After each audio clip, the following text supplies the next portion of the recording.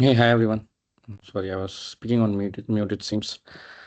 Sorry about the delay. I thought the class is at 8:30 somehow.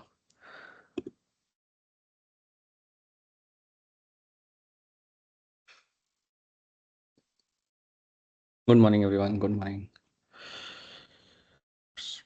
Good morning, sir. Good morning.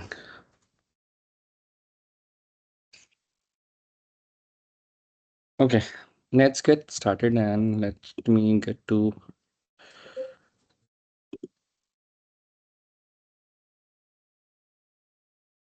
Yeah, this is good. Okay, quick description about today's class. It is all going to be about decomposition methods. But as I've told you, both of these classes, if you have to go through in the recordings again and again, go through lecture 4 and lecture 5 recording. This is fifth one. Both of these topics are important from your exams and also from MEL point of view. I've told you, and today you will get most of the intuition towards the end why it is called as low rank approximation methods and so on. There are various different types of things that we'll be discussing throughout the lecture. But from your exam point of view, there are a few things which are extremely important, and I did not tell you upfront, or let's say not upfront. I missed some of the concepts which I'll first tell you. Not concepts; these are simple, straight properties, and they are all dependent on determinants. And because we have captured determinants, let me capture them, or let me add them now. The very first thing is because we have gone through determinant in yesterday's or in the last session as well, and you will now understand what exactly is determinant. There are few properties of determinant, or there are few implications that determinant gives us. The very first thing is you already solve for a system of linear equations, right?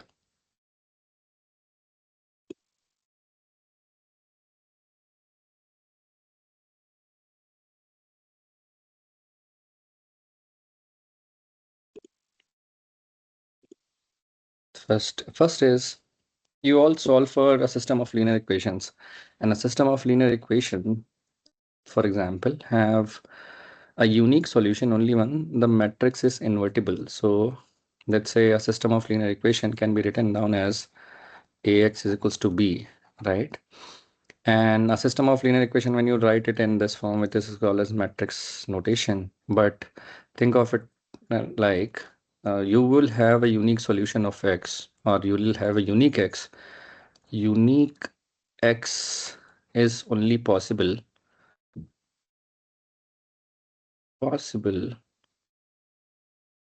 if determinant of matrix A is not equals to 0. Okay, if determinant of A is equals to 0, you already know that it is the rank is less than n, right? That is when the the equations are dependent on each other, or the row vectors are dependent on each other. That is the case. There could be either infinite solution, no solution, and majorly there would be infinite solution. For example, if you write it like 2x plus 3y is equals to 6, and let's say 4x plus 6y is equals to 12, and though there are two equations, two variable, but both of them are dependent because equation 2 is twice of 1, right? And if you try finding the determinant of it, for example, if you write it like 2 3 4 6 into x and y is equals to 6 and 12, you eventually are trying to find the values of x and y, right? If you think of the matrix A, this is your matrix A. Now, if you think of the determinant, or if you calculate the determinant of matrix A, it would come down to be 2 into 6 minus 3 into 4, which is basically 0, right? The determinant is 0 because these two equations are dependent equations. Equation number 1 is half of equation 2. Equation 2 is twice of equation 1, right?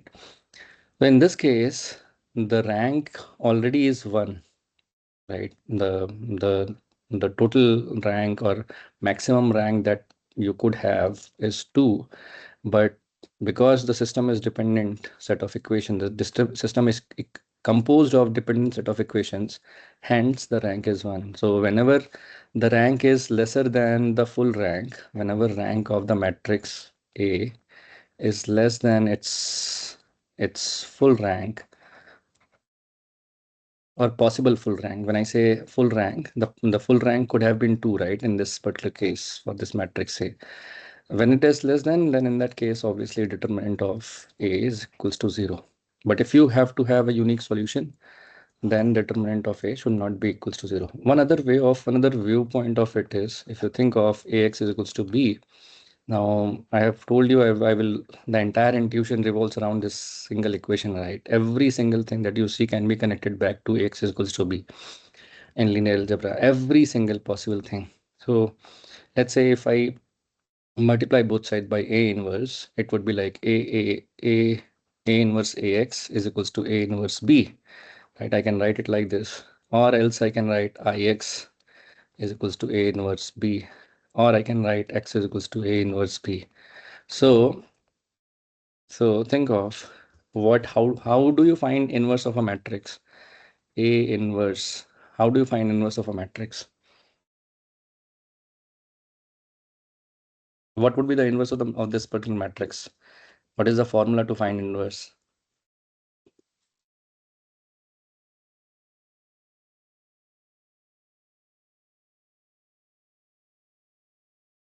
Do you remember the way we use using identity?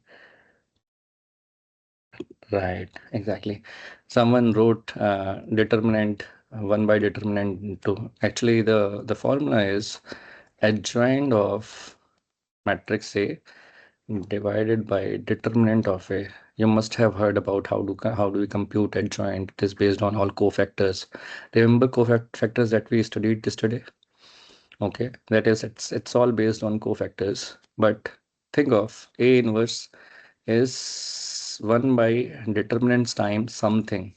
Someone wrote something. Right? Let's say that it's something. So it's inversely proportional to determinants, right?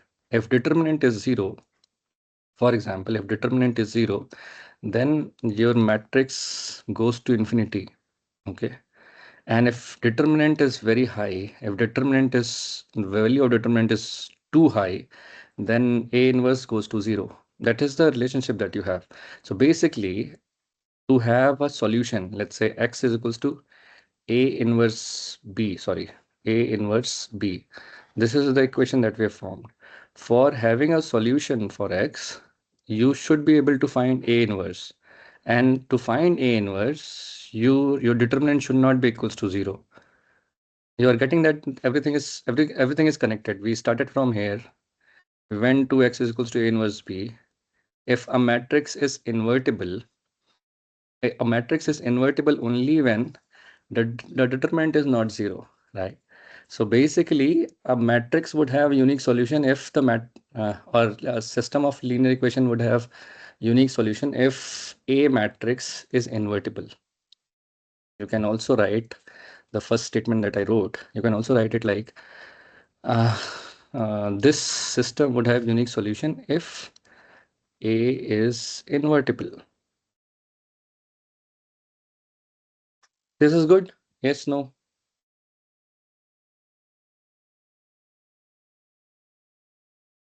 This is good. And let me tell you how it is connected to ML. Okay. So think of you have two individuals who are very similar. Let's say there are two different individuals on ordering food on Zomato. One feature that we are evaluating them on is age and the number of orders that they have placed on platform, right? So let's say this is user one, this is user two. User one is of age 30 years, number of orders, let's say number of orders, let's say are 60. User two is of 15 years, the number of orders, let's say, are 30. Okay. Obviously, you see that both are dependent, right? Now, in this particular case, if you think of the you might have learned about linear regression, right? And you might have you learned about linear regression and the solution of the linear regression, the coefficients beta is equals to x transpose x whole inverse x transpose y. This is the solution. This is the closed form solution that you have using OLS, ordinary least squares, right? You would have been told about it this in ML, right? Now think of it. Think of this is your X matrix. Okay. What you're saying is you take transpose of that, multiply with it. This entire matrix becomes variance covariance matrix. Okay. Now what we are saying is you have to take inverse of it. If your matrix is dependent, or let's say elements of your matrices are, or the rows of your matrices or columns of your matrices are dependent, in that case, what would happen? This particular matrix, X transpose X, would also capture that dependency. And if the rows are dependent, can we compute, let's say X transpose X is A. Can we compute A inverse in that case? If A inverse is not computable because the determinant is 0, because A inverse is nothing but adjoined by determinant, right? So let's say, for example, X transpose X or determinant is almost 0. Let's say that this value could have been 30 and 50. This value could have been 18, okay, rather than 15. It is not fully dependent, but there is some sort of dependency. In this particular case, determinant value would be smaller, somewhere closer to 0.04. If the, let's say that, or somewhere closer to 0. If the determinant, because inverse X transpose X inverse, which is A inverse, it depends on determinant 1 by determinant. If determinant goes to almost closer to 0, A inverse would be very, very high. If A inverse is very high, what would happen to B? Your betas, your estimate of b's, or your coefficients of, or coefficients of your variables, right? You write it like y is equals to beta naught plus beta 1 x1 plus beta 2 x2, right? Let's say, for example, in this particular case, we are just saying that how valuable a customer is, or the amount of money that the customer would be spending. It's dependent on its age and the number of orders that they place. Now, when you solve the entire thing, you get to a situation wherein betas are becoming extremely inflated, extremely high. We call this term in statistics as inflated. And betas gets inflated because the matrix that you have has rows or columns dependent. Now because you have that situation, determinant becomes almost closer to 0, hence A inverse becomes infinity, which is, this becomes infinity. And because B is X transpose X whole inverse X transpose Y, this already is infinity, almost closer to infinity. Multiplying that with something would also be very high. So basically B becomes very high, right? And hence you would have unstable beta. So eventually you will be saying that how much amount of money a user is going to spend is highly dependent on these two things, because betas are very high. So your model becomes wrongly, you would be deriving the wrong intuitions from the model. This is all cause of multicollinearity as well. So when you have multicollinearity, in that case, you will have a situation wherein, let's say, x1 and x2 variables, and you capture them as 20, 30, 40, 60. Now both of them are highly dependent, because 20, 30 and 40, 60, these two variables, the column vectors that you have, you see that they are dependent on each other, right? You can write x2 is equals to 2 times of x1. So this is a multicollinearity situation. In this case also, determinant would be 0.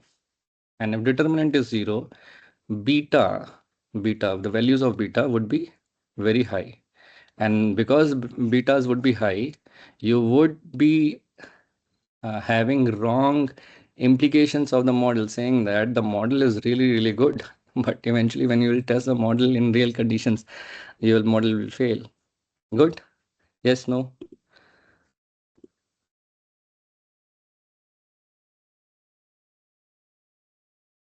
Okay, this is the first thing that I just wanted to help you out.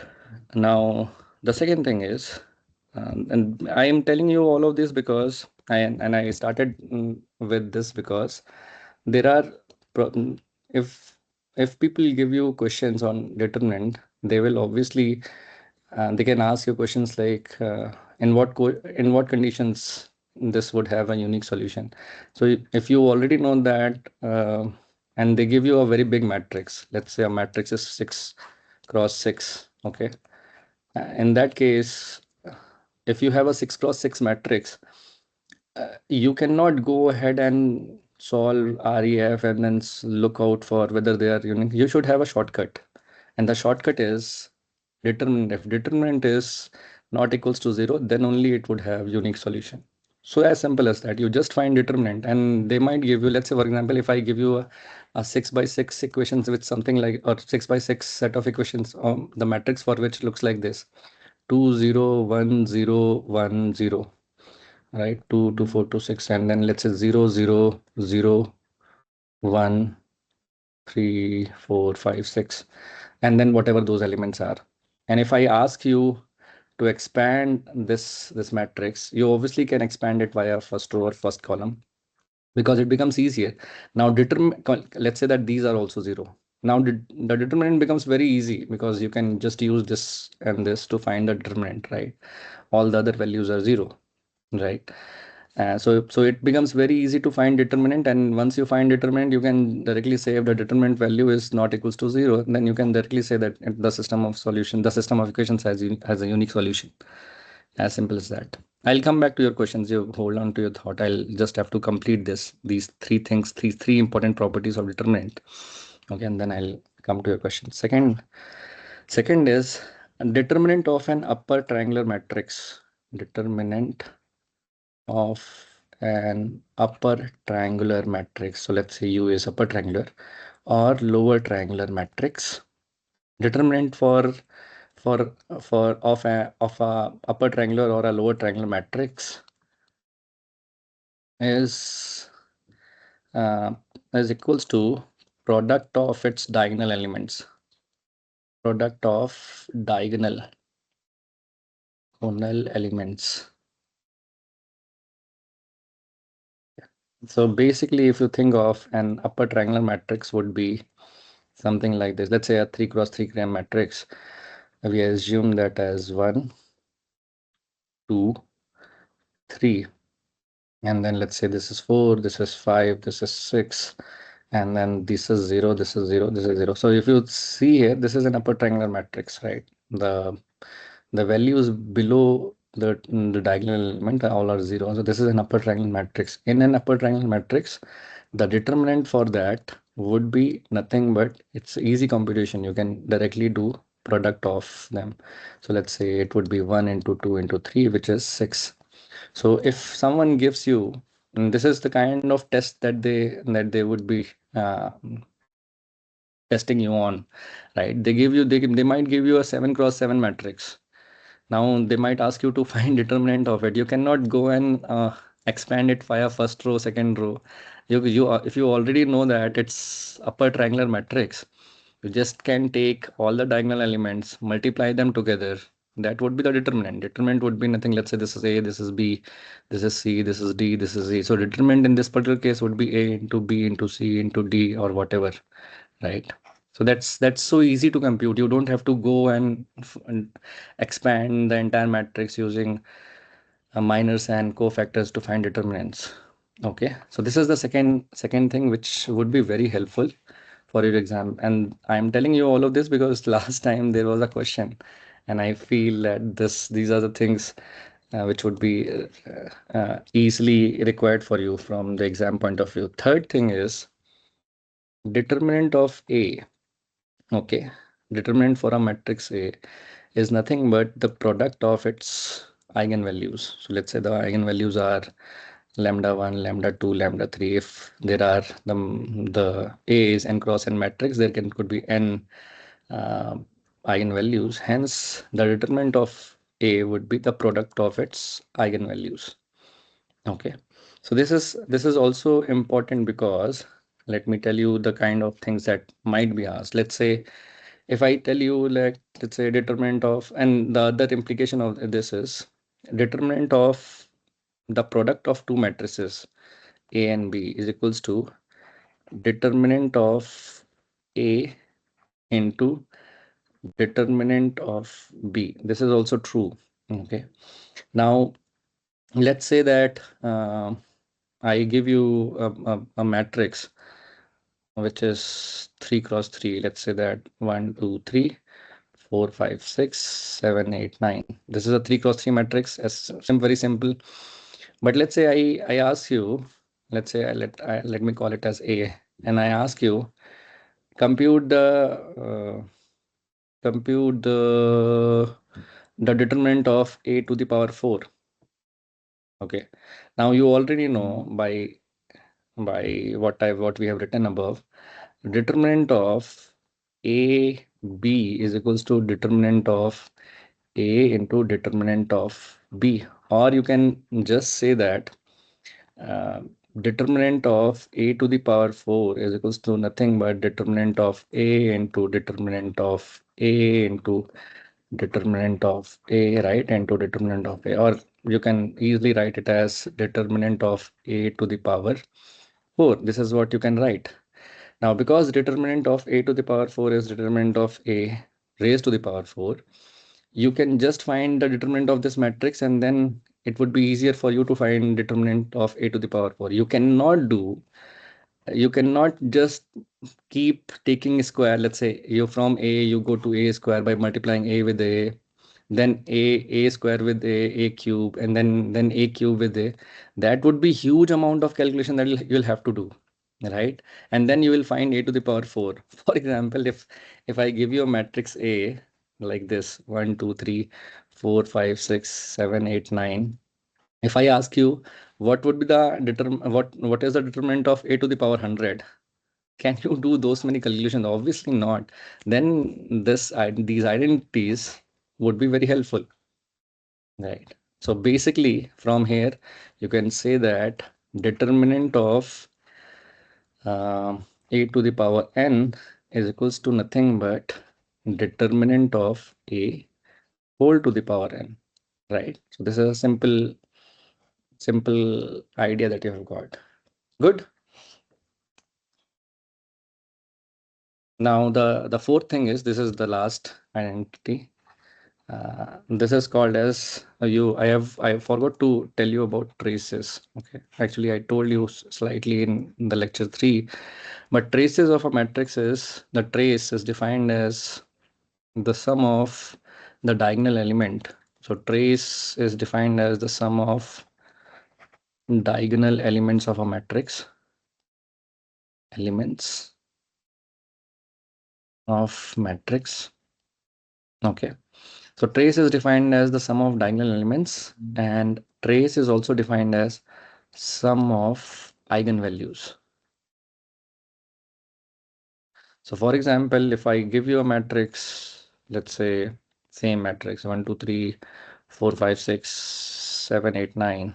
In this particular matrix, trace would be 1 plus 5 plus 9, which is 15. Right. Now you can also, because you also know trace is equals to sum of its eigenvalues. Okay. So you can say that because this is 3 cross 3 matrix, you can have 3 eigenvalues. So lambda 1 plus lambda 2 plus lambda 3 would be equals to 15. Okay. So for example, if you have found out 2 eigenvalues, so for finding the third, you don't have to get into the calculation. You can just find, or let's say in the problem, they have already given you lambda 1 and lambda 2, and they are asking you for lambda to find lambda 3. You can just use this identity of trace and then find lambda 3. Isn't it would be slightly easier for all of us. Okay. Then there is another thing which is determinant of a matrix. I think I have already told you above. The determinant of the matrix is equals to products of its eigenvalue. So determinant of A is equals to product of eigenvalues, and let's say lambda n, while trace of A is sum of its eigenvalues. Now the intuition for trace is, if you think of, it is the sum of eigenvalues. What eigenvalue tells you? Eigenvalue tells you how much amount of scaling is happening in each of the independent directions. Okay. So if you remember, I told you Ax is equals to lambda x. So there are vectors which are just getting scaled, and lambda tells you by how much amount it is getting scaled, right? So if you want to know by how much amount entirely the universe is expanding. So let's say your universe is a two-dimensional space. If you would want to know, and you are actually trying to stretch it from the diagonal, let's say there is a vector here, it would get stretched like this, right? The amount by which this vector stretches is also the amount by which you are applying eventually the force, right? So uh, total amount of scaling in that direction is given by lambdas. So trace in that way is how much amount of individual scaling is happening in, or let's say how much amount of scaling is happening individually in each of the directions, because you can apply force in various different directions. I am right now talking about this particular place. You can have force applied in these two directions. Okay, so in that case, you would have total amount of force. Think of it as you can decompose the total amount of scaling happening to your input space would be just sum of these lambda 1 plus lambda 2. So that's the intuition for trace. And anyways, I have told you the intuition for determinant. Determinant is when you scale or when you apply some force by how much amount the area or volume is changing, right? And this is what I have told you enough number of times, so I'll not get into that. So these are some important identities for you to remember. Okay, and this is what majorly people are tested, and I have seen repeatedly these things happening again and again. So I thought I'll cover these. Good. Now I'll just open up for questions.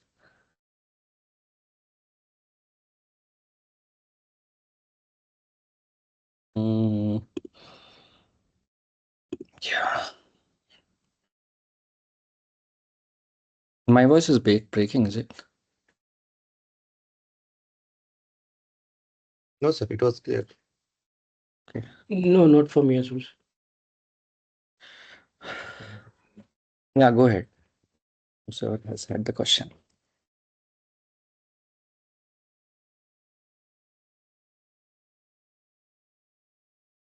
Someone had the question. Go ahead. Hello, good morning, sir. Good morning. Yeah, I just want to confirm, like, for calculating the determinant, we need to have a dot product of the diagonal element. Okay. Mhm. For that, we can directly calculate by the dot product, or first we need to convert it into the upper matrix. Okay. See, determinant is not equals to product of the elements in the diagonal. It is not like that. It is only true for special matrices like upper triangular or lower triangular matrix. Okay. Okay. So when you have upper triangular or lower triangular matrix, you can just take their products. It becomes easier. So for example, there are two things important here. So let's say someone has given you a very difficult matrix to solve for, or to find inverse. Let's say 72, 18, 19, 2, 104, 5, 6, 9. Let's say not 104, let's say 144, 2, or let's say not 2, let's say 18, and let's say 9. Okay, and let's say 1, 2, 3, 4, 5, and 6. Okay, now to go ahead and find the determinant of this matrix would be highly difficult. So one of the things that you can do is convert it into upper triangular matrix. How can you do that? You can do RREF or REF, whatever, right? Aclean form. You can, once you apply Aclean form, now the good part about determinant is determinant does not changes when you apply these row transformation. Okay, so determinant is row transform invariant. So whatever row transformation you apply to this matrix, the determinant is not going to change. Okay, so in that case, you would have something here, let's say 1 here, and all of these things become 0. And whatever is you have, let's say 2, 4, 9 becomes in the diagonal element, then you can just take the product of them, right? Rather than solving it via cofactors and minor expansion, you can do this. It would be slightly easier. Yes, got it. Thank you, sir. Hello. Yeah, yeah. Sir, one confusion here. Like for REF, we don't have any unique solution, right? For REF, you don't We, have, you can have. I think we have unique solution for RREF, correct? RREF, if no, That see, is unique that is matrix. unique matrix. Yeah, exactly. RREF, let's say whatever you do, reduced Hmm. Euclidean form would always be of this form. One, pivot elements would be one, and all it would be like this. So the solution becomes very evident because let's say x, y, z, t. Then in that case, whatever you have on the right hand side, you would just relate to it. Let's say it is 21, 9, 6. So x would become 20, y would become 1, z becomes 4, and this becomes 6. So REF becomes a unique because RREF becomes unique because that's the only unique matrix that you can form. But because of anyone can do any type of transformation or row transformation, you can get to different Euclidean forms, okay, or row Euclidean forms. You can get to different Euclidean forms. So REF Correct. can be different for different types of transformations that you're doing. Okay, but Correct. RREF matrix would always be unique. Correct. Matrix is unique, not the solution. Solution can be unique or many or no. It is based on how your matrix eventually comes out to be. Okay. Sir, Thank you. can we calculate trace from the reduced matrix? I mean, will trace change after applying the row operations? See, after applying the row operation, because the determinant is not changing, you would not have any implications on the traces as well. Hello, good morning. So Yeah. my question is regarding the traces that what type of question we will get in exam around traces? That I also don't know. I also can't say that. I mean, I'm just Actually, trying to be. in history miss in I last mean, I semester now. whatever happened in the history is what I have just told you. I mean, people spent a lot of time expanding determinant or finding determinant via the what we told them in the class, but these simple identities can eventually help you to find determinant because it is almost sure that you will be getting an indirect question on determinants. Okay, so these things would be important. All of these things, or three, four, five identities that I have just told you, these are very important for you. Okay, so Okay, the got it. questions would be of twisted form, which would eventually use these identities. So if you know these identities well, you will be able to answer any question that you have. And so let's say, for example, I have just told you, if I ask you to find determinant of a to the power 4, let's say this is a matrix or a to the power 101, it is someone may eventually get confused. But if you know about determinant of a to the power 4 is equals to determinant of a to the power 4, right? So, or let's say determinant of a to the power n, an is equals to determinant of a raised to the power n. So it becomes so easy for you to find determinants in that case for any matrix. Right. So these are the type of questions which are easy, but just framed in a way that might sound very difficult to compute. So these are the kind of questions you can expect. Okay. Sir, for finding out the eigenvalue, so basically when we are applying matrix A in to X, it will be becoming a I mean the B is a vector, right? So eigenvalue is something related to a vector or it is a matrix. So because you were giving that example where you have a 7 into 7 matrix. So how are we going to take a, I mean, eigenvalue from that matrix, or is it, I mean, after doing the transformation? See, the eigen finding the eigenvalues for any matrix is simple. I just told you yesterday. You need to there are identities that you have. Okay. You can use, let's say someone can give you the determinant of a matrix is 18 and the trace of a matrix is 9, whatever. I mean, I'm just being some this could be wrong totally. And then they might give you that the first eigenvalue and the second eigenvalue is these two values are also given. They might ask you to find the third eigenvalue, or they might ask you to find whatever, right? So they might give you enough idea about the question, because determinant is computed as lambda 1 into lambda 2 and then so on, product of all the eigenvalues, and trace you already know it is computed as sum of eigenvalues. You just can frame the equations like this: lambda 1 plus lambda 2 plus lambda up to lambda n is equals to k, let's say, is equals to m. Now you can use these two equations, plus let's say they give you some initial values: lambda 1 is equals to 8, lambda 2 is equals to 6. Then you can easily deduce. I'm just saying that these are the kind of things that they can ask you. But if someone gives you a matrix like this, let's say 1 4 6 2 1 9 7 1 6, if someone gives you a matrix like this and they ask you for finding out eigenvalues, I told you that the eigenvalue is found using the characteristic polynomial, which is determinant of a minus lambda I. Yesterday we gone through it. Determinant of a minus lambda I has to be equals to 0. Okay. Now you will have to first find out the determinant of, first you will have to find a minus lambda I, which would be eventually 1 minus lambda 4 3 2 1 minus lambda 9 and then 7 1 6 minus lambda, right? So you will then find the determinant is a of a minus lambda.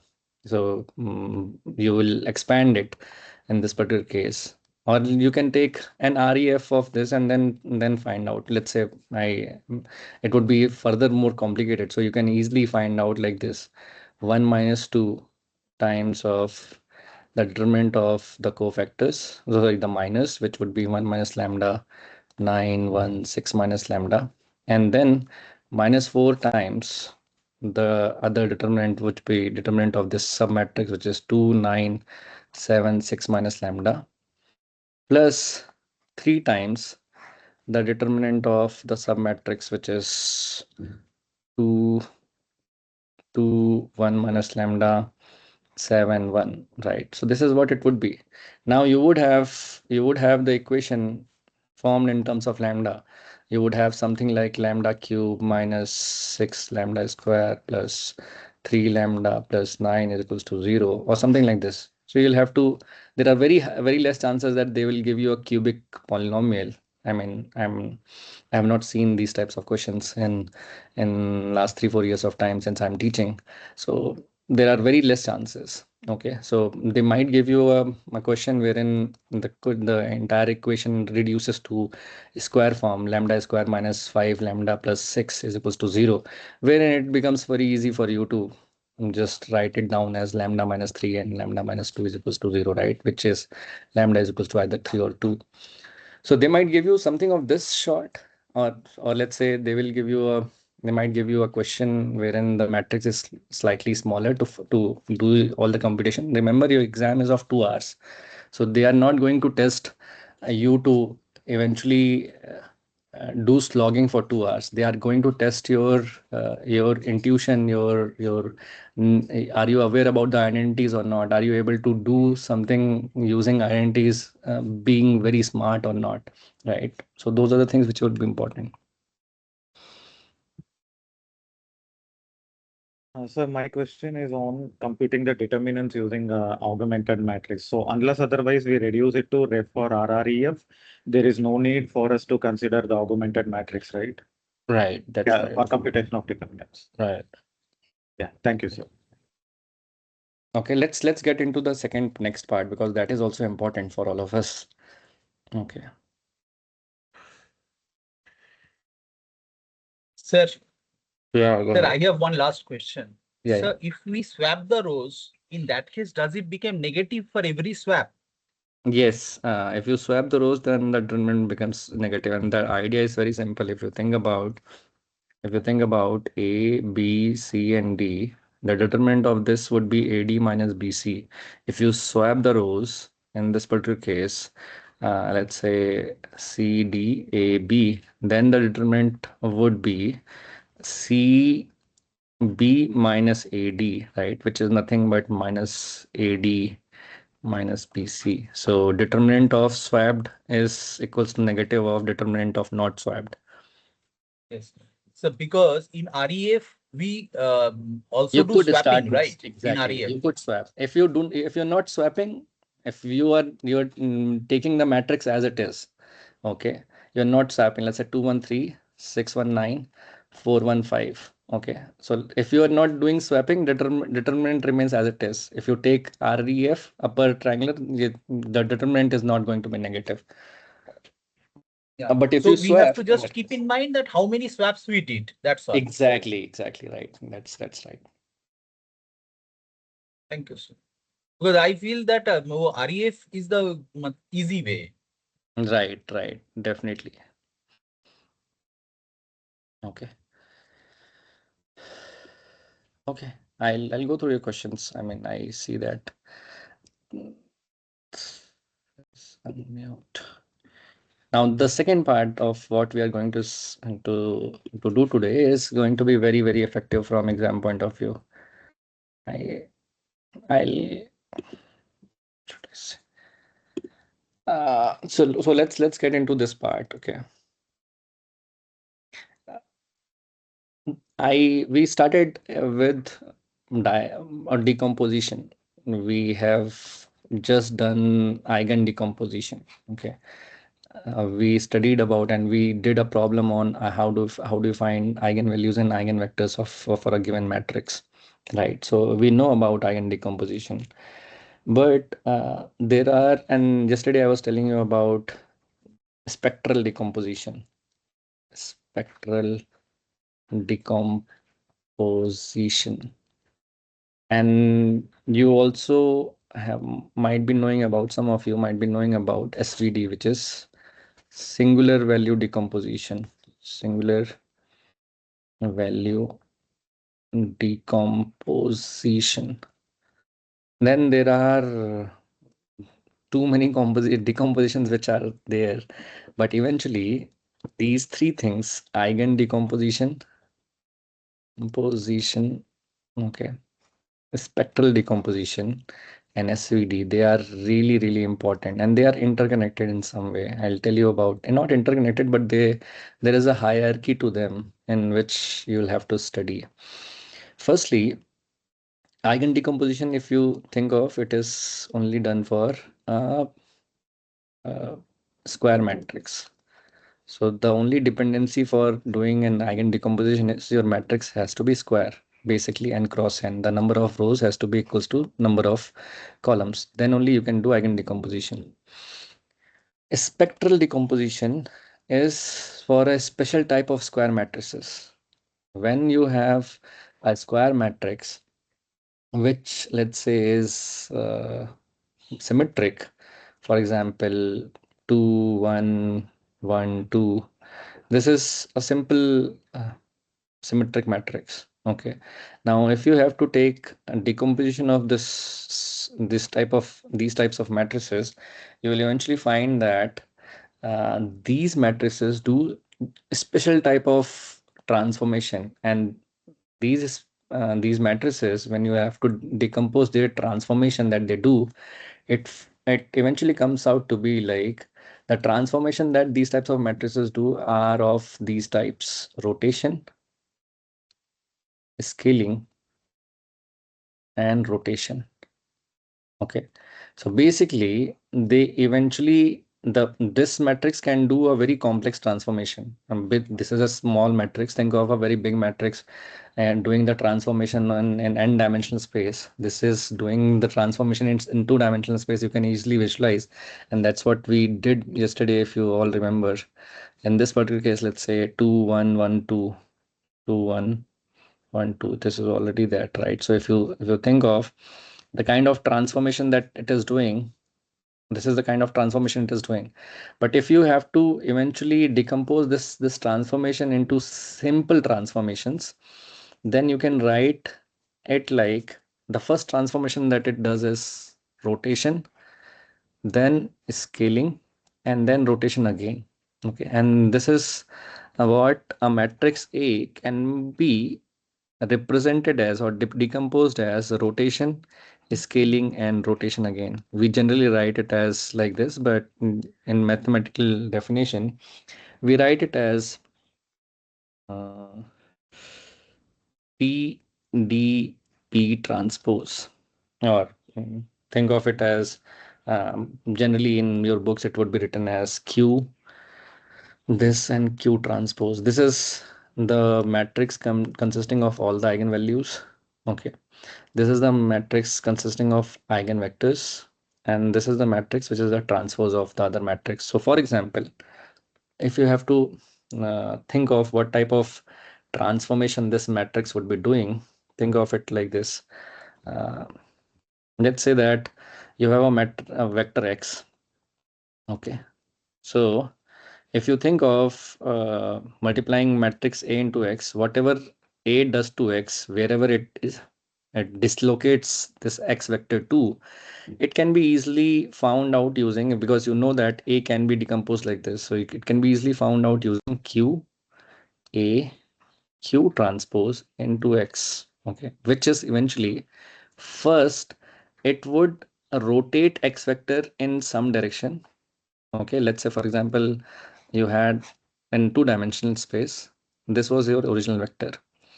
Then your space would get rotated like this, maybe get rotated like this. So your vector would get rotated like this. Okay, this is fine. This is what the Q transpose X situation is. Okay. Now, once your rotation is done, A matrix does scaling. So what would happen is this vector would get scaled. Sorry, this vector would get scaled on its axis, something like this. Once that happens, what Q does is it just brings it back to the original place. So it would be like this. So now this scale vector gets back to the original place. Now, eventually, this is what you are seeing. If you would have realized by now the visualization that I was showing, you see this vector is only getting scaled at some point, right? So let's say that some scaling is happening to this vector because of 2 1 1 2. If I replay the animation, you see that the scaling of that vector is happening. This is decomposed into those three types of transformation which I just shown you. So first it would rotate the entire input space, because of which the vector gets, sorry, it rotates the entire input space. This is input space, it gets rotated, then rotated vector gets scaled, then you bring it back to the original form. That's the only thing that you are doing here. Okay, so the same thing is visualized here as well. I created it today for all of you to understand. Let me see. Documents.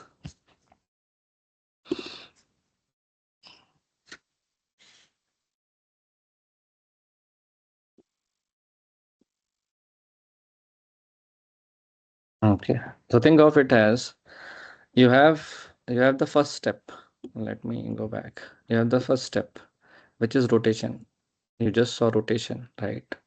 P inverse, or let's say if the matrix are orthogonal, P transpose is P inverse. Or if you have orthogonal vectors, it is the same thing. Now the second step is scaling. You saw the scaling now. The third step is to go back.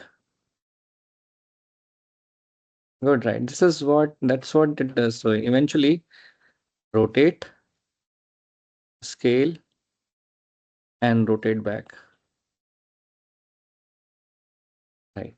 That's what these matrices do, and eventually that's what you see.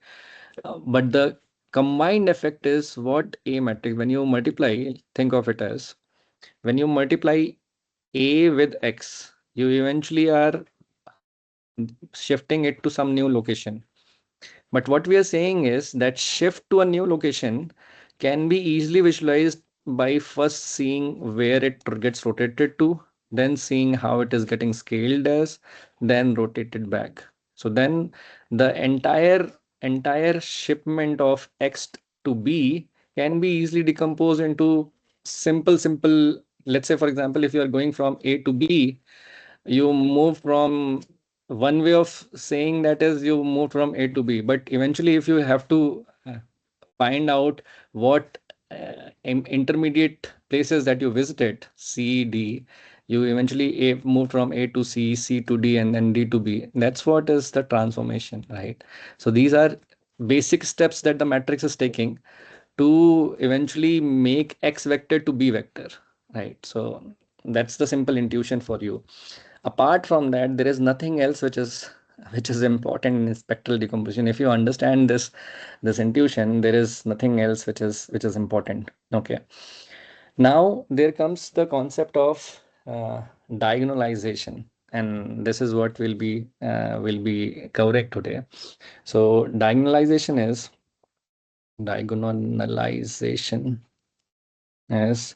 if you can write a matrix A into this type P inverse. Okay, and this is the same sort of thing. Think of it as you are there would be some transformation that the matrix, let's say there is a vector x, P inverse. If you multiply it with vector x, P inverse would be doing some transformation to x, right? Then D would be doing the scaling.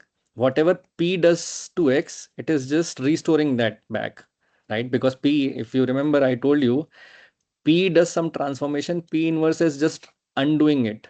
If P inverse does some transformation, P is undoing it. So inverse is nothing but undoing the changes that the matrix P has done, right? So diagonalization is written like this, or a simple matrix A can be decomposed into matrix of eigenvectors. This P are the matrix of eigenvectors. Okay. D, the matrix of eigenvalues, and P inverse again the same. Once you have found P, you can find P inverse as well. So let's solve a problem, and then you'll be able to understand what exactly I'm talking about. Okay, let's solve a simple problem. Maybe let's say, let me think of what could be. Let's say that same example that we took. A is equals to 2, 1, 1, 2. Okay. Now in this, if I have to decompose A as P inverse, again, this might not be very relevant, very important from exam point of view. Just for the sake of intuition, how does this decomposition happens? I am telling you. Okay. So from your exam point of view, do not give more importance to all of these things. But the understanding is very important. Okay. Now the very first thing is to find, because D is the matrix of eigenvalues, you'll have to first find eigenvalues. So step one is to find eigenvalues. And to find eigenvalues, what we do, we have this matrix. We will find a determinant of A minus lambda I equals to 0, right? So determinant of this would be what? A minus lambda. Let's first create A minus lambda I. A minus lambda I would be 2 minus lambda, 1, 1, 2 minus lambda, right? So this is your A minus lambda I matrix. Then you will be finding determinant of this would be 2 minus lambda whole square minus 1 is equals to 0. This is what your determinant is. Now you can easily solve this, right? So eventually you would get 2 minus lambda whole square is equals to plus minus 1. Eventually, based on the situation, let's say 2 minus lambda is equals to plus 1. In that case, you would have 1. If 2 minus lambda is equals to minus 1, in that case, you would have 3. So basically, the only cases could be lambda 1 is equals to 3 and lambda 2 is equals to 1. You can verify that. I've just done the calculation. So verify that whether it is 3 or 1. But it seems like they should be 3 or 1. Okay. Now you have first eigenvalue is 3, second eigenvalue is 1. Okay. So you have found the diagonal matrix, which is D. So you will have 3 here, 1 here, everything else 0. So this is your D matrix in PDP inverse. Now you will have to find the matrix which is P. Okay, you will have to find the eigenvectors. Step two is find eigenvectors, eigenvectors corresponding to lambda is equals to 3 and lambda is equals to 1. So first let's find it for lambda is equals to 3. How would you find that out? You already know you have u minus a minus lambda I into x is equals to 0, right? So you would just feed lambda is equals to 3, which is lambda is equals to 3. If you feed lambda is equals to 3 here, it would be 2 minus 3, 1, 1, 2 minus 3, which would be basically minus 1, 1, sorry, minus 1, 1, 1 and minus 1, right? And then x, because it is two-dimensional, x and y is equals to 0, 0. So you can easily find that from 1 and 2 x is equals to y, right? So because x is equals to y, your vectors are going to be same. You can take y is equals to t, and then in that case x would also be t. So your vector would be of the form t, eigenvectors would be of the form t 1 1. Or if you have to take one vector, your one vector is only 1 and 1. That is the eigenvector for you. One possible eigenvector is 1 1. That's all, right? Now you can also find the eigenvectors corresponding to lambda is equals to 1. So you will find a minus lambda I x is equals to 0. So in that case, you will feed lambda is equals to 1 here. It would become 1 1 1 1, right? So that becomes 1 1 1 1 into x y is equals to 0 0, and then x is equals to minus y, right? From here you can get x equals to minus y. And so basically your vector would be of the form if 1 and minus 1.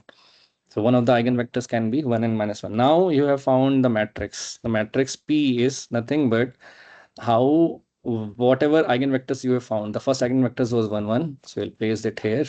The second eigenvector you have found 1 and minus 1. You have already found D as well. D was 3 0 0 1. Now the only missing factor is P inverse. Once you have found P, it's easy to find P inverse. P inverse is nothing but adjoint of matrix P divided by determinant of matrix P, right? So that's what you will be doing. Now you can easily find out P inverse by just saying P inverse is equals to determinant of P would be what? Um, 1 by, let's say for example, if you have 2 cross 2 matrix A, B, C, D. So in that case, this becomes AD minus BC. That is the determinant. And then your cofactors, which is, like, say you cross this up, this would be D, which is left. Then you go to second element, the thing that you would be left with would be minus C or whatever. I don't remember that adjoint thing right now. I have not done it for a very long period of time, because that is a simple thing. But remember that these formulations are not going to be asked in exam, and these types of things are not going to be asked in examination, because no one is going to firstly give you a 2 cross 2 matrix to diagonalize. Okay, and they are not going to ask you a very lengthy questions wherein firstly you'll have to find out the eigenvalues, then eigenvectors, then find inverse. This is going to take much time. People are going to ask you a question which can be easily solved using 10 to 15 minutes of time. So always practice from that point of view, that whatever can be solved within 15 minutes of time, 15 minutes of time, those are the only questions which will be asked in the examination. No one is going to ask you a very lengthy question. But go through it. If you already know, finding an inverse is nothing but adjoint of the matrix divided by determinant of it, right? So adjoint by determinant, so you can easily find. I don't remember, I have forgotten about, it's very long since I've calculated adjoint. We can go ahead and look into that. Okay, so this is diagonalization. This is simple how we can find diagonal matrix. Now the reason that I have given you diagonalization is, let's say that your P inverse comes out to be, let's say that it comes out to be 1 1 1 and minus 1. Let's say that, or let's say that something of this form, of this form. You already know that when you multiply P inverse with X, whatever P inverse, wherever P inverse would send that vector to, okay, then you will multiply D. Remember, see, D is only having elements in the diagonal element, so it will scale only those elements. Okay, and that's when the scaling, the factor stretching things happen. Then you're basically multiplying it with P matrix, which will bring back to the original coordinate. So let's say your initial coordinate system was this. You somehow rotated it like this. Then you have to come back to original coordinate system, and that's what the matrix P does. So this is called as diagonalization. Okay, and both all of these things, let's say spectral decomposition, which is Q A Q transpose, this can be easily represented as PD P inverse, which is diagonalization form of eigenvectors, given that the vectors are orthonormal. If the vectors are orthogonal, in that case, you already know that for an orthogonal matrix, the transpose of that matrix is equals to its inverse, right? So you can write this thing can, or you can transform this into PDP inverse. So this is the same thing eventually. The special case, you can think of it as a special case of diagonalization with eigenvectors is a special case of spectral decomposition. Okay, so basically what we have seen, eigen decomposition based diagonalization that we have just seen, PDP inverse, is a special case of spectral decomposition, wherein the vectors become orthonormal, or they are perpendicular to each other, right? So the angle between them is 90 degrees. If the column vectors are perpendicular, in that case the matrix become orthonormal matrix. So those orthogonal or orthonormal matrices, when you take decomposition of that, rather than writing them as PDP inverse, which is your spectral decomposition format, it says that it will get converted into PDP inverse, because P transpose in that case would be nothing but its inverse, right? Now you already know that eigen decomposition is a special case of spectral decomposition, but how do we relate it to singular value decomposition? Singular value decomposition is also a special case of eigen decomposition, and sorry, spectral decomposition. This is what you will eventually realize now. SVD is decomposed like this: U sigma V transpose. And we have said that what was it? Spectral decomposition. We have said spectral decomposition is equals to P D P transpose. Do you see some similarity here? There is some similarity, right? You have something which is rotating, V transpose P transpose, something which is on the diagonal element. Okay, these are called as the matrices of singular vectors or eigenvectors in diagonal entries. This is also rotation. So spectral decomposition, I remember I told you, and I have also helped you visualize it. Spectral decomposition does rotation, scaling, and rotation again. First rotation V transpose, because when you sorry, spectral decomposition is PDP, right? P transpose. So you will first multiply X vector with P transpose. So this is the first rotation. Then the output of that would get scaled. Then it would be rotated with P. So PDP transpose. The same happens here. Let's say U sigma V transpose multiplied by X. So first the vector would be rotated, then it would be scaled, then it would be rotated back. So this is entire thing can be easily visualized here. So if you let me show it to you. Singular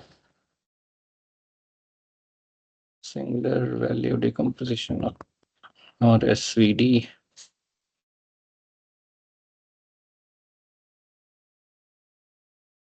Which one is latest? 2025, 2024. Let's see this. Okay. See this, the entire SVD decomposition in this visualization. It will help you understand it. First, you rotate V transpose. then everything gets scaled. Simply scale it. Okay, then it gets rotated again backwards to the original position. So eventually you get original basis or original, you have these were the original uh, XY axes. Now you have got new axes. So basically, singular value decomposition also gives you new axes of your transformation after your transformation. See, this is the entire space is how it has got stretched. So these are the kind of transformation that SVD does. First, rotate, then scale, and then again rotate. Okay. But the most important thing is how is this important? Why is this important?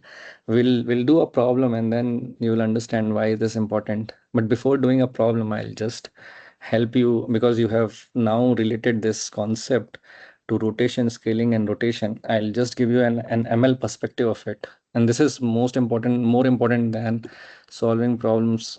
Obviously, you'll get one question of SVD either in makeup exam or regular exam or end semester exam. There are chances that this this would be given. This generally is given. This is from my historical analysis of all the papers and my intuition. My intuition is generally true. So you can consider my intuition, by the way.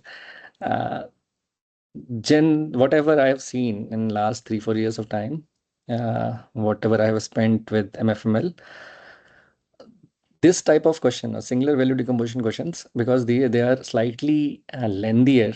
Hence, they are asked in end semesters because you have slightly more time than what you have here in mid semesters. So you have to do more computation than SVD, which is what you will eventually learn right now after few minutes. In a few minutes, I would say.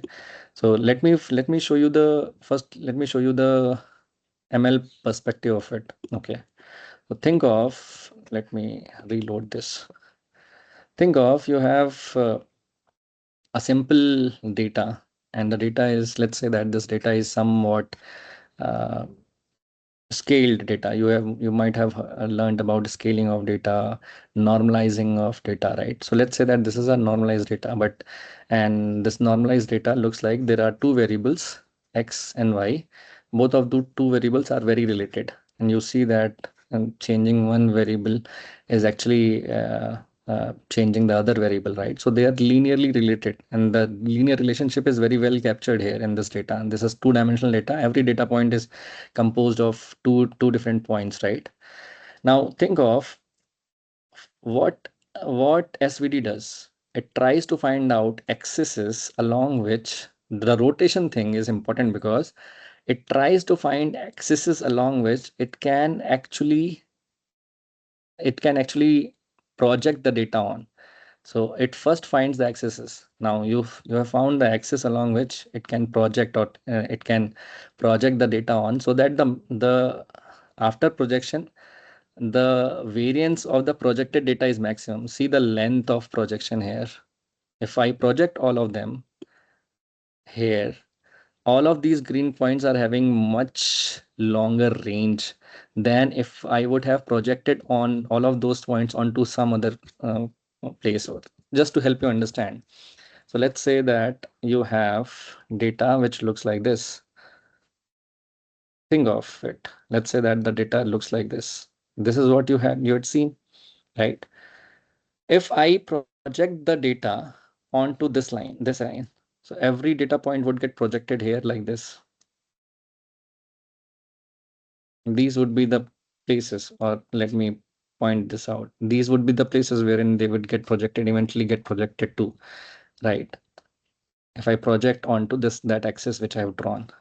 So all of these data points would eventually get projected maximum up to this range. This is the range of projection. This is the entire spread. This is the variance that you have. Variance is nothing but spread, right? Now, if I, instead of projecting it here, if I project it along this axis, sorry, it should pass through origin.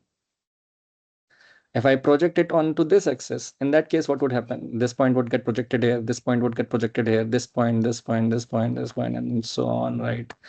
I have to do it for many of them. So let's say that these are all the projections. Now, you see, now the concept is much more visually appealing, because now you see that here the variance or the spread after projection is more, right? And why are we caring about spread? Why are we caring about which direction has more variance?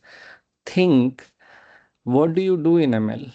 In ML, you are just doing y is equals to wx plus b, right? Or let's say you are saying that y is a function of x1, x2, x3, and so on, xn, right? These are all your input features in machine learning. If in your machine learning, these are all your input features, if there is no change in these, lesser variance in x, lesser variance in y. So y is basically composed of any change in y. What you're saying by above equation, you're just saying that any changes in y is composed of change in x, or let me write it. Change in y is equals to change in x. What is change? Change is represented as spread or variance, right? More spread in x, more variance in x, right? Hence, if there is more variance in x, we think of there would be more variance in y. That's why we are trying to find out axes or directions which has more variance, because we are relating y as a function of all of these x's. If there are more changes in x, more change in y. This is our assumption, but we are just backing our assumption. We are saying that if this holds true, if the equation holds true, then the changes in x is what are bringing changes in y. So we'll have to find out directions where more changes in x's are, right? And that's what we are doing here. We are trying to find out not this, not this, not this, but any axis which has more projection. Think of it as, or let me show it to you via visualization. I think I have that. PCA enhanced. PCA. Oh, sorry, not PCS. PCA. See it here. I mean, you should be able to get that intuition. Try finding axes where it can have better after projection, more variance. We have projected onto two axes, one blue, the other one is red.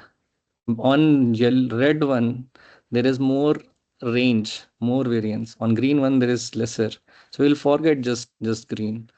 Sorry, on the blue one, we'll just keep the yellow one, and that's how you lose the number of dimensions.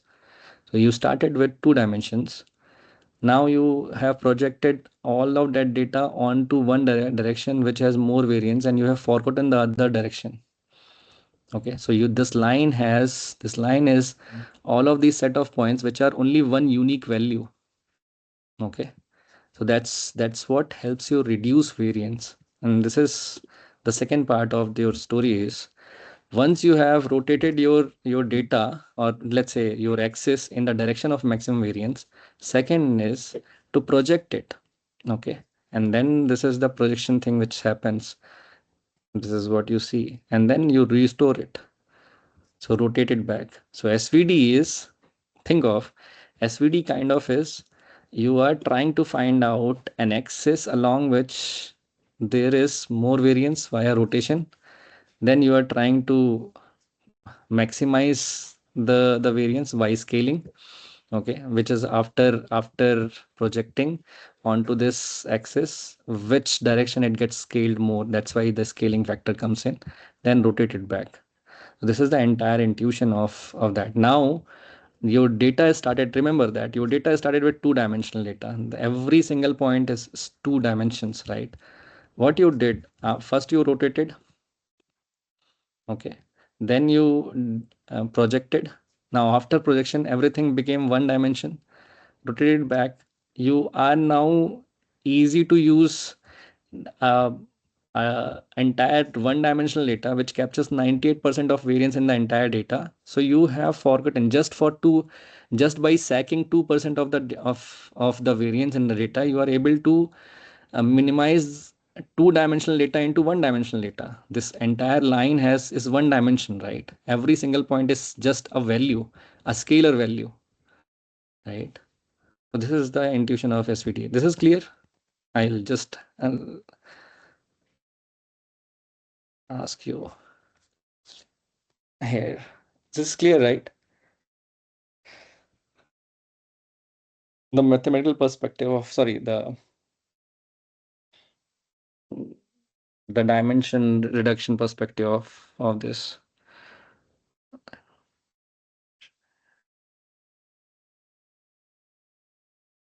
You might not need rotation. I mean, if your data is something like this, think of it as, if you have a situation, I'll come back to your questions. I have to solve a problem and we have only 30 more minutes. So this SVT problem is very, very important. I'll get back to you, but let me, sorry, not this screen, obviously. Where were we? SVT masterclass. This is there, right? Think of it as we might not need any rotation. In the cases where your data is like this, again, I generally use two-dimensional plot because it is only way of visualizing the data. Let's say your data looks like this. In these cases, when your data is all scattered in all the directions, it doesn't matter whether you project it onto this line or this line, or let's say this line. Every single line would capture almost same sort of variance. Okay. The only situation wherein rotation and projection becomes important, wherein your data looks like this.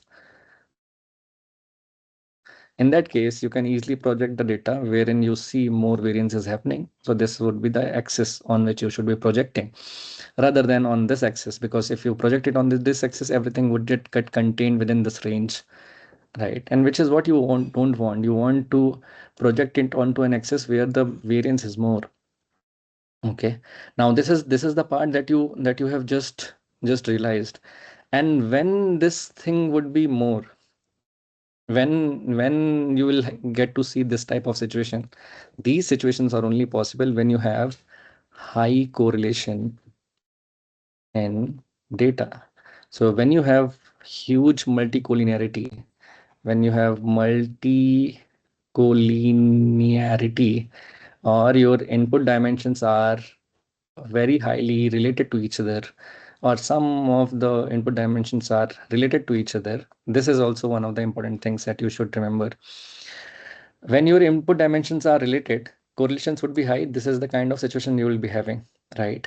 After doing the decomposition, what eventually happens is you get new transform data, and that transform data is having new variables. So let's say your data has x1, x2, x3, and let's say x10 features. Okay, these are the features, these are the columns in your data.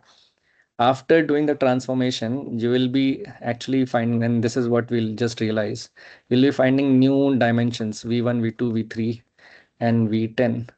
Now, eventually, v1 dimension would have its own eigenvalue or singular value. Singular value is similar to eigenvalue. So let's say v1 has some eigenvalue, v2 has some eigenvalue, v3 has some eigenvalue, and v10 has some eigenvalue.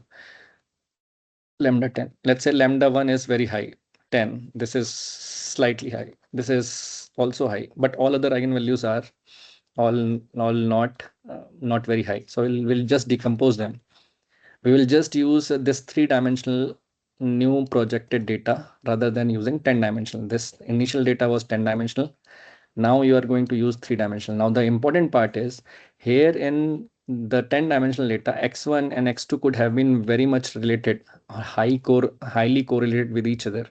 When you do these types of decomposition, you are almost certain, actually this is also a property, V1 would be perpendicular to V2. V2 would be perpendicular to V3. So these would be all mutually perpendicular to each other. Hence, there is no dependency between these three. If they are independent, and that's what you want, let's say what you want in your model, y as a function of x1, x2, x3, you want y to be explained by x, which doesn't gets explained by x2. That's the essence of adding a new feature in your model, right? If x1 explains some different part of y, x2 explains some different part of y, x3 explains some different part of y, this is why we want to add more independent features which can explain y better.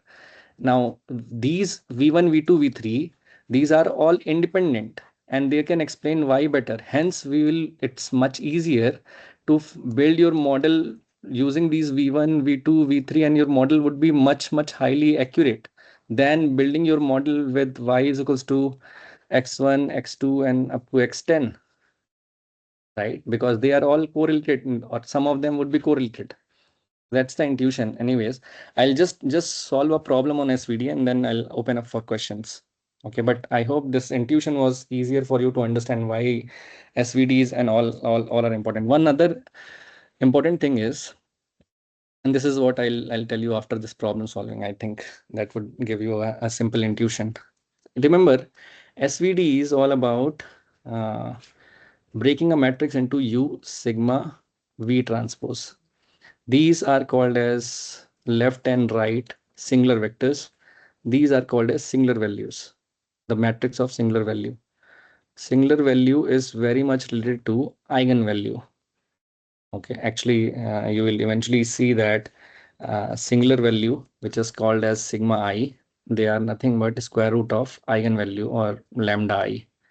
Okay, so this is the formulation that you have that you should be knowing. Singular values are eventually the intuition is same, but just that they are the square roots of your eigenvalues.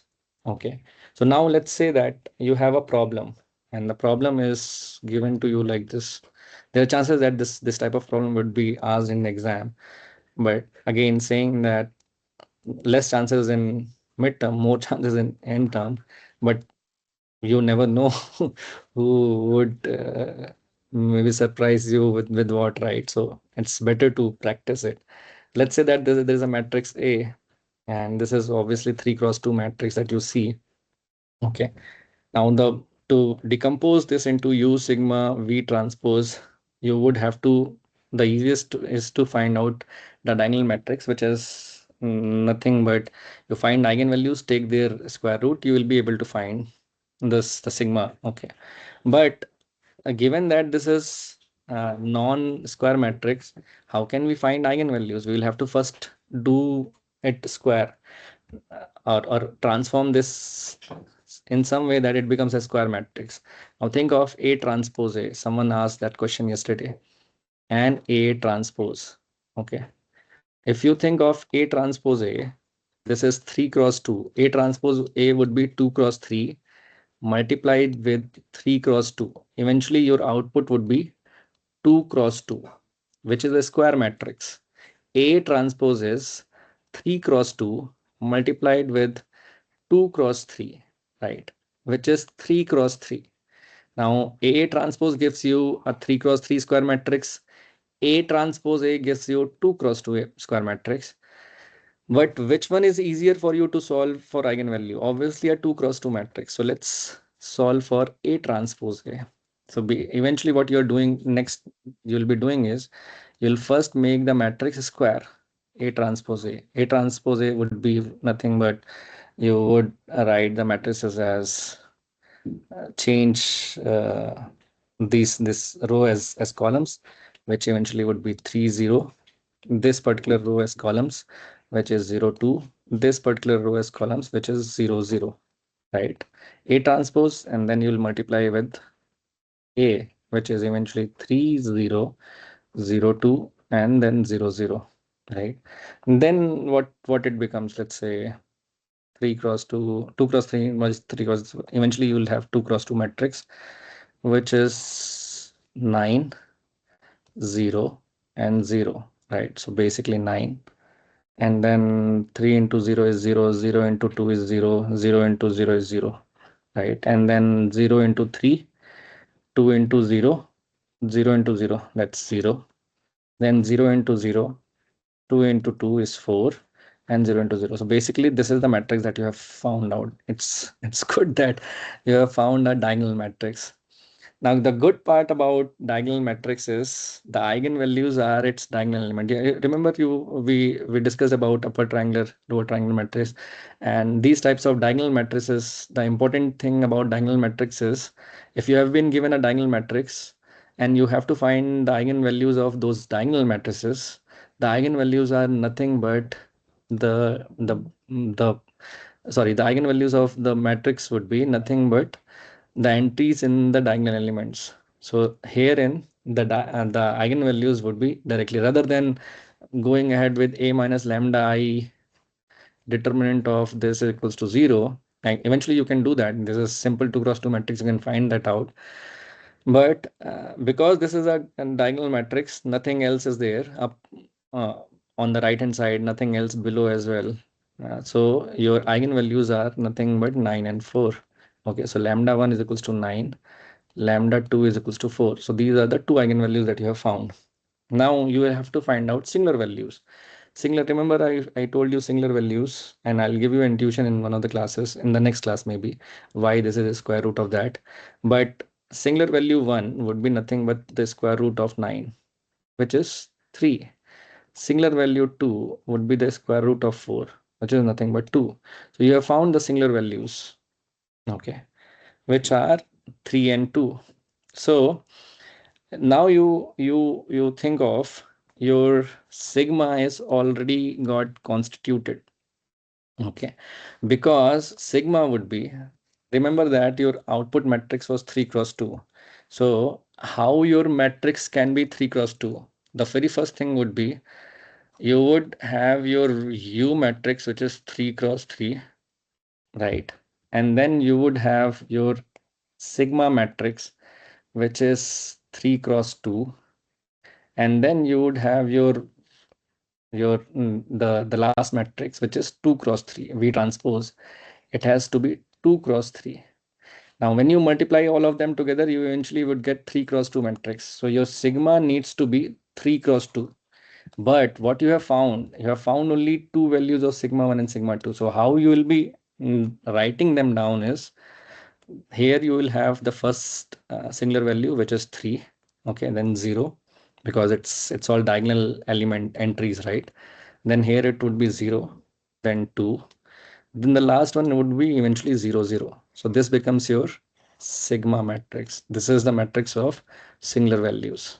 So if this would have been a square, you know that square matrix would have been every eigenvalue or singular value would eventually come in the diagonal places, and that's what we have done here. Just that we had to have a 3 cross 2 matrix in between, because the multiplication of all of them needs to be 3 cross 2. Remember your A matrix, the matrix that we took, it was 3 cross 2, right? This matrix, this is 3 cross 2 matrix. So the multiplication to come out to be true, this sigma matrix has to be 3 cross 2. Hence we write it like this. Good. This is 3 0 0 2 0 0. Sigma is now found out. Now the next thing is to find V. To find V, or basically once we find V, we can take V transpose, right? So we have already found A transpose, sorry, we have already found A transpose A, which was 9004.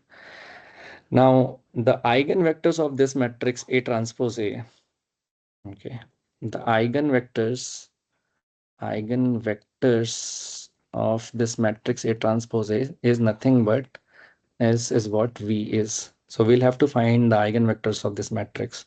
How would we find eigenvectors? It's as simple, A minus lambda I into X is equals to 0. This is what you will be doing. Eventually you will just say that because the first eigenvalue, let's say, is 3.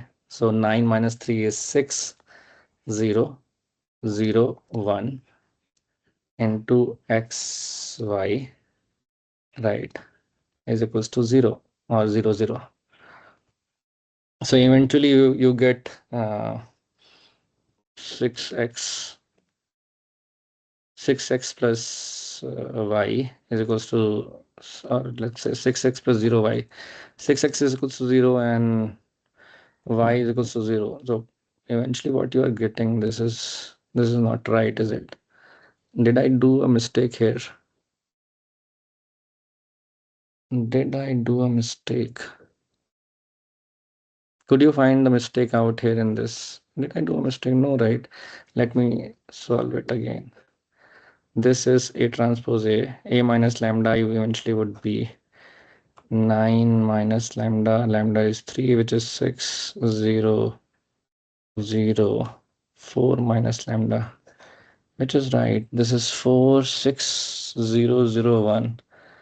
And you have got the vectors 6x is equals to 0 and y is equals to 0. That's what you're getting to. Eventually you get x is equals to y is equals to 0. I think I should have taken a different matrix. I have taken a wrong one.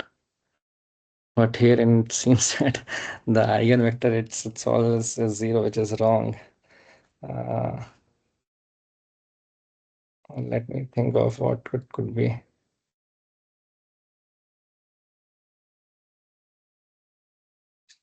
This is all. Let me open up to the questions, and again I'll go back to this. Anyways, you can ask 9 minus 9 is equals to y. 9 minus 9 is, sir, this should not come in exam. This is eventually this will come in your exam. Don't worry about it. But let me see how to solve that out. If we get lambda equal to 9 and 4, that is the eigenvalue, right? Lambda then is why equals we to are subtracting 9 minus 3, 9 minus Oh, lambda, right? that's the wrong thing that we are doing. Sorry, sorry, sorry. But Yeah, anyways, so it should be 0. yeah, right. Eventually, so sorry about that. I realized the mistake that I was doing. So eventually, if you think of lambda is the lambda values are 9 and 4, not 3 and 2. Actually, I did wrong here. Okay. So I took lambda as 3 because those were singular values. I'm so sorry about that. Okay. So eventually what you'll have to do is this will eventually come out to be, let me solve this down, because it would be a minus 9i eventually, right? A minus 9i x is equal to 0, which is nothing but you have the matrix was 9004 minus 9009. This is 9i. Okay. So this comes out to be basically 0, 0, 0, minus 5, right? Zero, Right. zero, yes. Yeah, minus 5, and then x and y is equals to 0, 0. So on the right hand side. So eventually you get minus 5y is equals to 0. Okay. And obviously x is free variable because it doesn't has a pivot. So x can be anything, right? So x can be any, because it's a free variable, x can be anything.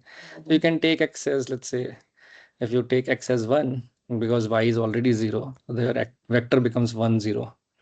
Right, because x is free variable, you already know it can be 7, it can be 8, so that vector can be, just for the sake of simplicity, I have taken it as 1, 0, because it becomes some very easy to even put in the matrix and do matrix multiplication. So let's say that this is your eigenvector, right? This is corresponding to lambda 1 is equals to 9. Similarly, you will find it for lambda 1 is equals to 4. Let's say, I'm not going to solve it. Let's say for lambda 1 is equals to 4, it comes down to be, let's say that the eigenvector comes down to be 0, 1. Okay. So now you have got V, which constitutes the eigenvector. So let's say the first eigenvector is 1, 0. And this is what your first column would be. The second eigenvector 0, 1. Now you have got V, Then you will do V transpose, which is nothing but changing this rows into columns, which becomes 1 0 0 1 again, because it's a symmetric matrix, right? So you have got V transpose, you have got sigma. Sigma was what? 3 0 0 2 0 0 3 0 0 2 0 2 0 0. Okay. Now what you need to do is you need to simply find the u, right? And u would be, because you might not be knowing about, there is a formula that we use. There are two ways of finding out u. Firstly, you do A transpose. Okay.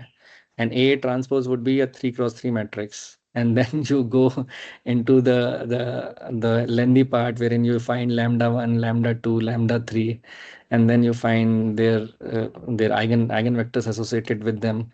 Those eigenvectors would be for the matrix U, right? Once you have found for the matrix U, they will get seated in that matrix, which is what you will eventually use.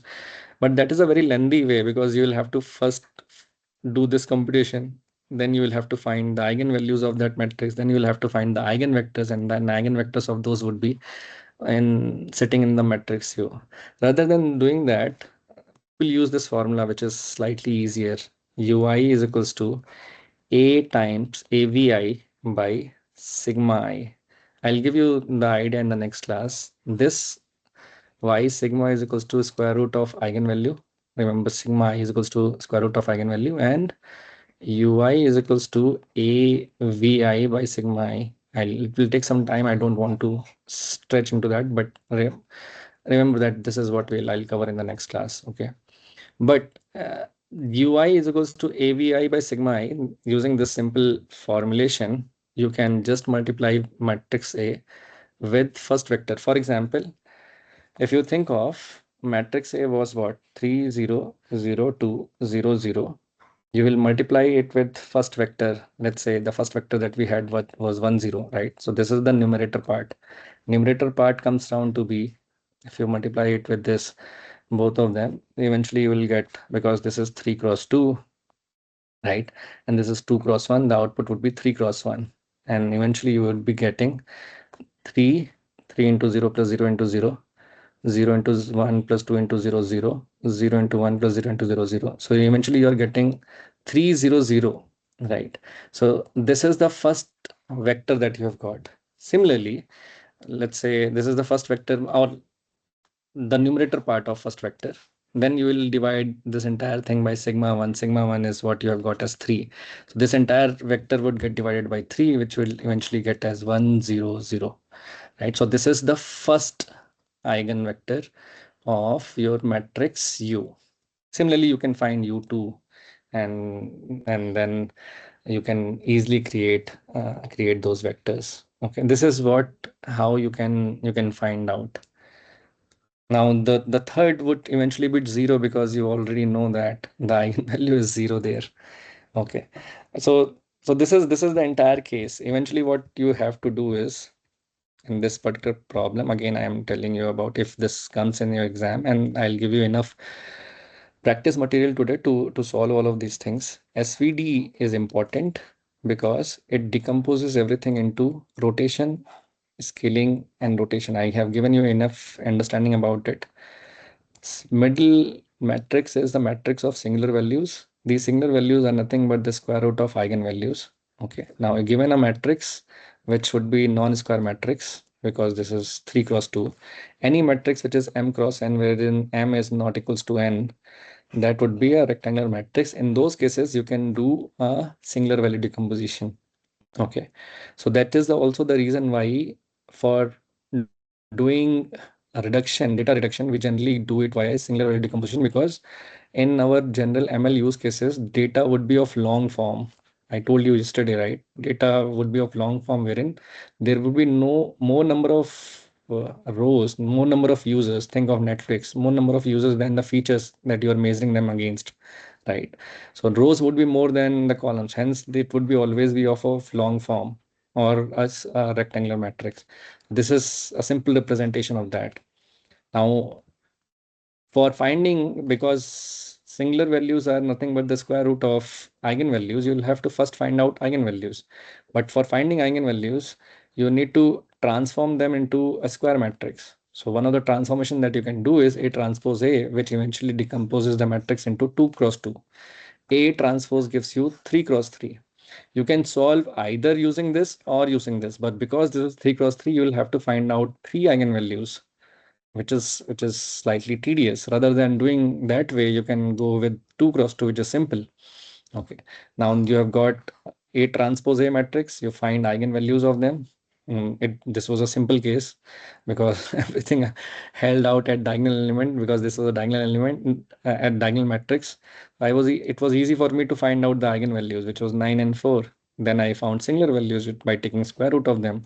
Then we found the matrix, singular matrix sigma. Once we found singular matrix sigma, we have to find eigenvectors as well. We found eigenvectors. Okay, and then we found V matrix. We took its V transpose. Then we have to find U matrix. The U matrix is nothing but Sir, one question, like yeah. how we find V1 and V2? V1 and V2 is the eigenvectors of A transpose A matrix. Yeah, Okay. so we got Y equal to 0, right? Only. No, we got this Y equals to 0. But because X was a free variable, Okay. okay, X can be anything. X is free. Okay. Okay, X is a free variable, so it eventually the vector would be of the form X and 0. Yes. Right? So you can take any value in place of X. For the sake of Okay. easiness, I have taken 1, 0. Yes, sir. Then we found 1, 0, 0, 1. These were the vectors, and then we found V transpose. This is how you will eventually do it. So that's how easy it is. It's just that some portions of it is slightly trickier to solve, but there are lesser chances that it would be asked in midterms. But anyways, you do the practice for them. One, before I get to questions from all of you, let me also tell it to you this part. Let me show it to you, this important part. See here, or here. No, here. Yeah. So see here, let me upload an image. Slightly smaller image. Or let me upload something which is at least having something more than what I was showing you. So let's say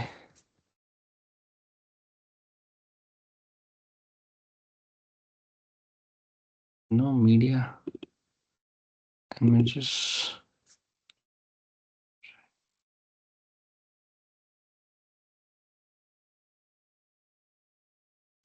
Anyways, let me use that. Okay, so let's say that this is the image that we have. Anyways, it is very bad. Or documents, text. Let me use this, any one of these screenshots only.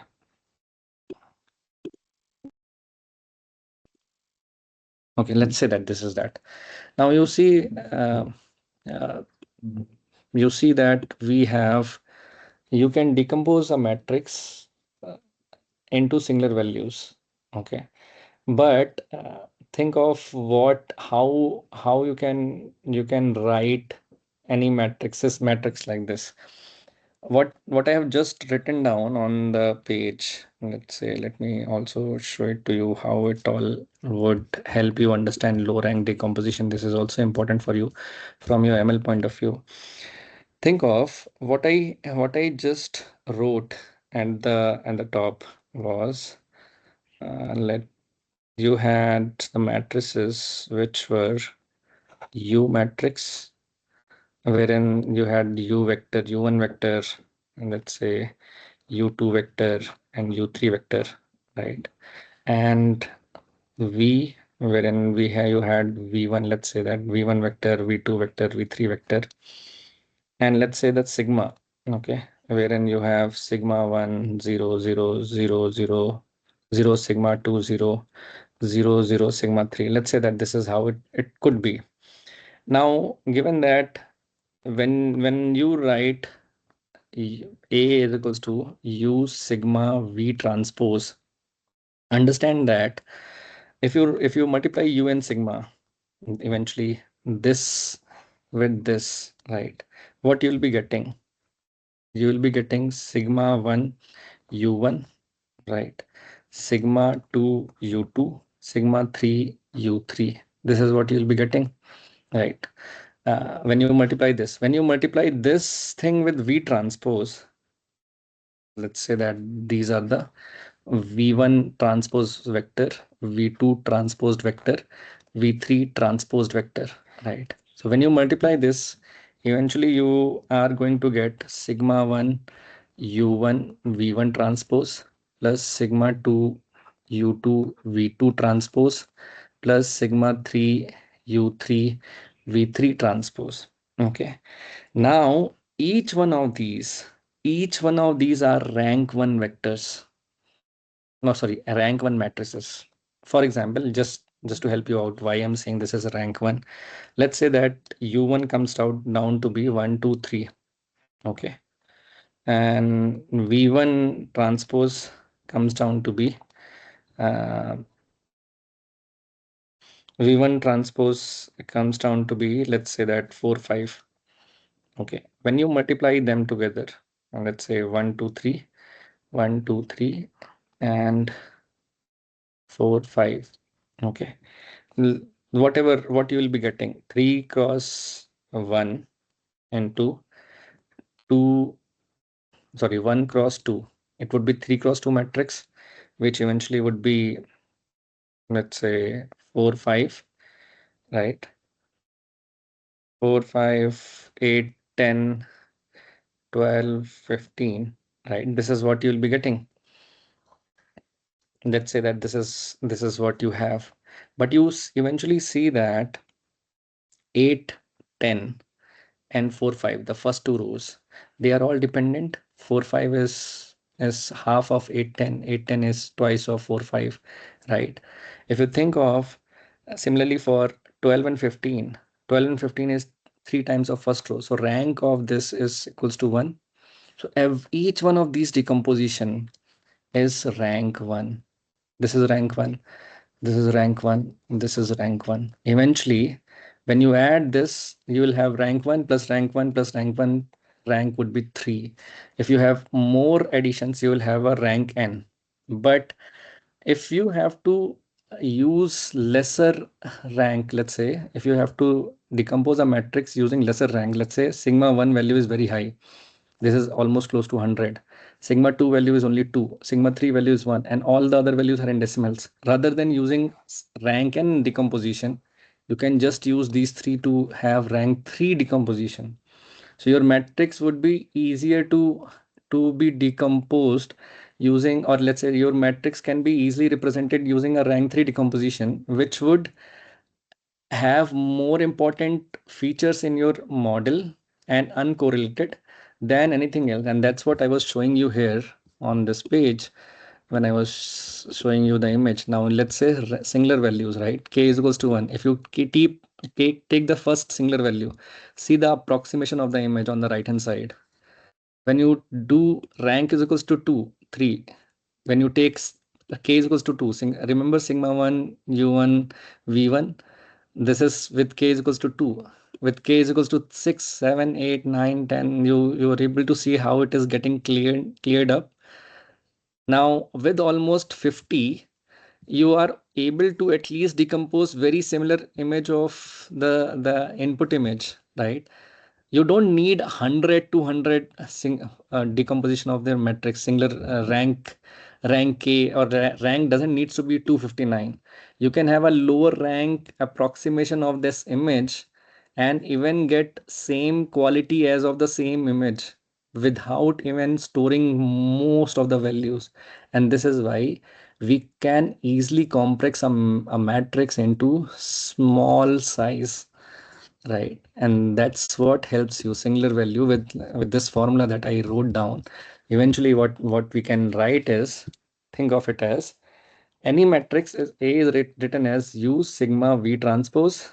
You can write, or else what you can do is you can write them as A with k singular values. For example, it can be written down as sigma 1 u1 v1 transpose plus sigma 2 u2 v2 transpose plus and so on plus sigma n vn un vn transpose, right? So once once you have this, what you can easily do is you can say that, for example, you can just say that either I would want to take first two ranks and decompose a matrix or approximate a matrix using just these two, or I would want to add third, or I would want to add fourth. More and more things you will keep on adding, more and more closure you will be getting to A. Okay, but A is an approximation of all of these things. If you don't need the full rank matrix A, you don't need full. If you have to compromise something which are irrelevant, think of it as most of the directions in your machine learning, they might be redundant. It's very important to reduce them. It's very important to actually eliminate them, and that's what this entire thing is helping you to do. Okay, that's why it helps you compress images. That's why it helps you find low dimensional representation, and that's also the reason why you do low rank approximation, which is in LLMs. In you will learn about parameter efficient fine tuning, PEFT, or we call them as low rank decomposition methods. This is eventually one of the methods of doing that. Okay, this is good. I think you would have got some understanding of all of these things. So Professor, so we choose the value of k such that I want to say I want to capture 90% of the variance. Exactly. So we will choose the k which gives that 90% variance. That's right. That's right.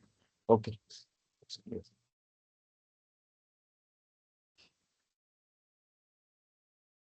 So can you give some practice paper for this? Seems Yeah, I'll definitely share it with you all.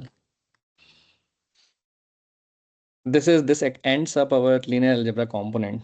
Okay, so you don't have to now go. I'll share the Miro board. You don't have to deal with linear algebra, at least for now. In the next 2-3 lectures, it is all calculus. But I hope you were able to understand most of it today. Sir? Yeah. Sir, you showed us this is SVD decomposition and eigenvalue decomposition you showed yesterday. So spectral decomposition is still left, right? No, I told you spectral is simple decomposition. It is, I mean, I did not solve spectral decomposition because this is not eventually asked. Think of spectral decomposition is what you have eigen decomposition. When you have square matrices, you have eigen decomposition. When you have non-square matrices, you have SVD. Spectral decomposition is a way of decomposing which says that any matrix can be decomposed like Q diagonal matrix and Q transpose. That's what it says. Basically, rotation, scaling, rotation, and that's what we also heard in eigen decomposition, wherein it decomposes it like PDP inverse.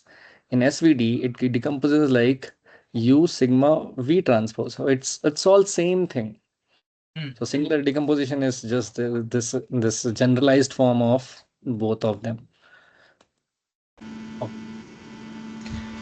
So, sir, why we took P inverse when we have a Q transport, right? See, I told you that when the vectors are orthonormal, when the vectors are perpendicular to each other, then the trans Q transpose equals to Q inverse. The inverse of the matrix is equals to its transpose, and that's when it becomes PDP inverse. No, in case of orthogonal matrix, like it is true, like the transpose is same as an inverse, but why we didn't take a transport itself, right? Whether it was not serving the purpose if we use the transpose itself. Yeah. You can only do that when you have a special case. Okay. Then you have a special case. Then only you can do that when the vectors are actually perpendicular. When the vectors are perpendicular, you will have to find P inverse. Okay. Okay, understood. So give us some just examples, then only we will be able to, because it was a quite, I will say, tricky. So a few examples will help us. Okay, sure. I'll definitely have them in the next class before in And the first share half this of this note class. also, sir. This note where Yeah. you did the rough. Yeah. Yeah, sure. Thank you. Okay. Okay. Thanks, everyone. You have your next class. Thanks. Okay. Thank you, sir. Thank you, sir. Thanks. Thanks. Thank you, Saurabh. Thank you, sir. Thank you so much. Excuse me, sir. I have one question. Yeah. Go ahead. Yeah, sir, is this only, I mean, the linear algebra is only the part that needs to be covered for mid-semester, right? Or do we have No, anything we have from calculus. calculus? Okay, so still we are left with the Partial derivatives. Yeah, okay. partial derivatives and also gradients. These are two Uh-huh. important portions, plus Taylor series, Taylor's approximation. So these three are most important portions from your mid semester's point of view. And this is what eventually in the next class we'll cover these two. In the last class, we will cover Taylor's and back propagation. You'll understand them. All right. Okay. Thanks. And Thanks these a are lot, easy. sir. These are slightly easier. Okay. Yeah. Thanks, sir. Okay. Okay. Thanks, everyone. Thank you for joining.